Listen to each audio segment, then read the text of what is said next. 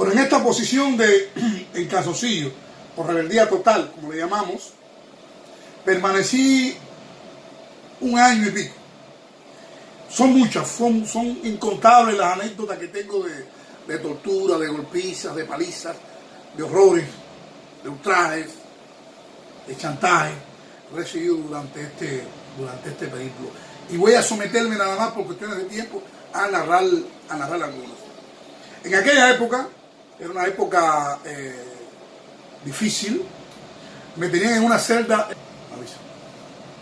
Bueno, allí se me negaba el derecho al sol, a recibir sol. Me decían que para salir al área del sol debía vestir el uniforme, o sea, el chorcito con la camisa de preso, con la ropa de preso. Así pasaron meses y meses y meses y no acepté. Mi piel comenzó a enfermarse, escabiosis, hongo, eczema, entre otras cosas. Se me privaba además también del derecho de cubrirme con un corcha en tiempo de frío, porque me decían de que si quería correctamente tenía que hacer las cosas correctamente. O sea, esa estilo broma lo decían. Me quitaban, había épocas que me sometieron a un riguroso y extremista reducción de alimentos. Es decir, recuerdo que el alimento que me daban cabía en un pequeño pedacito de pan. Así. Muchas veces el agua que bebía era prácticamente como el orine, de donde yo orinaba, hacía la necesidad allí.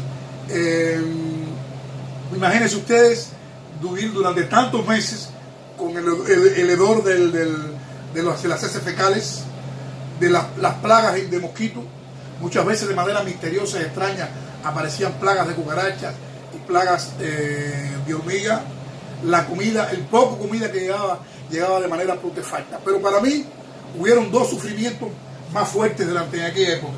Uno fue cuando comencé a sufrir un fuerte dolor de muela, de un cordal, y la policía política, en este caso Fidel, el llamado reeducador, Luis Alcántara, que después fue jefe de prisión, y el propio Boris, de la Seguridad de Estado, me decían de que para ponerme, o sea, sacarme la muela, traerme la muela, tenía que ponerme, aunque fuera el short de preso. Así transcurrieron días y meses y meses. En varias oportunidades llegaban a mi set y me decían, tú le vamos para que te saque finalmente la muela. Y yo, está bien, me preparaba, ¿verdad? ¿Te vestiste? Sí, me ponía mi short blanco, mi calzoncillo. Y me decía, no, pero cuando salía me decía, no, pero si no te pones la camisa o te pones el short de preso, no hay muela sacada. Y así tenía que resolver. Muchas veces, a escondida de ellos, y sé que ellos se daban cuenta, golpeaba con mi rostro la reja en horas de la noche y hacía el esfuerzo para que no vieran mis lágrimas. Creo que un dolor de muela es dificilísimo. Después, cuando salí de prisión, he leído literatura sobre eso y conocí lo que costó un dolor de muela en la prisión de Boniatico, cuando los presos políticos plantados que terminaron en una fuerte masacre. También por un dolor de muela se cometió una fuerte masacre en la prisión de Santa Clara en los años anteriores a los míos. Esa fue una grave tortura. Hasta que en una oportunidad, prácticamente en un estado de sopor, me sacaron de la celda y me llevaron a sacarme la muela. Recuerdo que esa noche, o esas dos noches, me dolió más la muela que cuando la tenía, porque parece que el estado psíquico, la desestabilización nerviosa y el temor intrínseco que tenía que fuera real, que me habían sacado la muela o no, me ocasionó serio sufrimiento. Y lo más difícil de todo fue en esa época que mi madre enferma me visitaba a la prisión. Mi madre nunca tuvo una formación política, nunca tuvo una convicción política, ni conoció mis ideas prácticamente. Y le decían a mi madre que yo no quería salir, que yo no quería ponerme la ropa para no verla a ella. Y a mí me decían que ella no quería venir a verme. En una oportunidad llegaron oficiales de la policía política y me dijeron, tú le vamos para que finalmente veas a tu madre, o es que tú no quieres verla. Y yo sí quiero ver a mi madre, como no la voy a querer ver, si hace muchos meses que no la veo. Ah, bueno, pues vamos. cuando salgo, me dicen, Antunes, pero así en esas condiciones no, y me miraron para atrás. Es decir, trataron de utilizar el sufrimiento de mi madre para intentar quebrarme, pero Dios quiso que no fue así y no pudieron quebrarme. En abril, el mes de abril del siguiente año, además que fui golpeado en una oportunidad,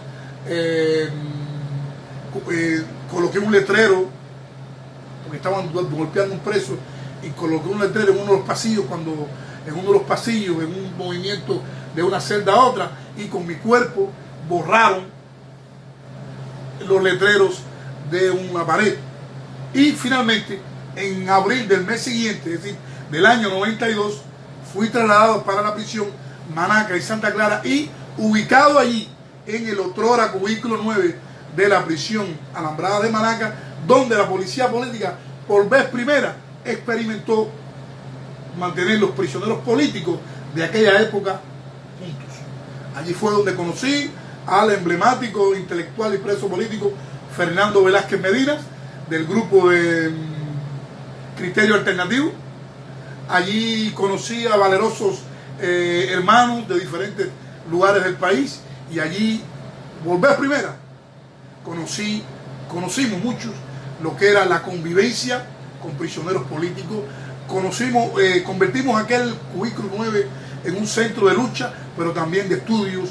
Ahí estudiamos ortografía, ahí estudiamos historia, ahí estudiamos literatura y demás. Hasta que un buen día, en septiembre del propio año, la policía política irrumpió en el lugar y diseminó todo el presidio por diferentes prisiones y ubicó a los presos políticos en los destacamentos de presos comunes. En aquella oportunidad, recuerdo que junto con el prisionero político Lenny Córdoba García, realizamos una huelga de hambre que estuvo a punto de costarnos la vida.